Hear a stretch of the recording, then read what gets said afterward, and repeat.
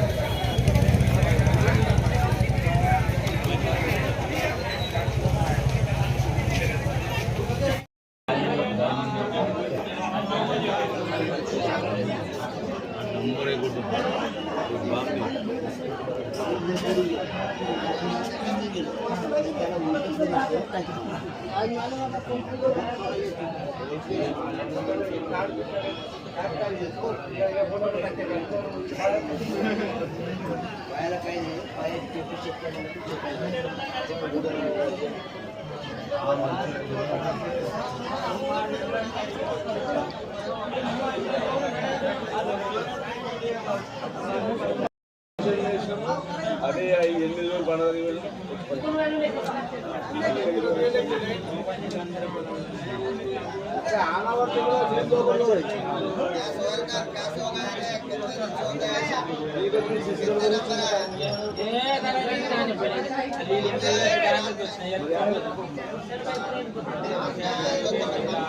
soya టోకెన్ల కోసం రాత్రి నుంచి క్యూలో నిలబడ్డ రైతులు నిర్మల్ డిస్ట్రిక్ట్ తానూర్ మండల్ గోదాంలో టోకెన్ల కోసం బారులు తీరిన రైతులు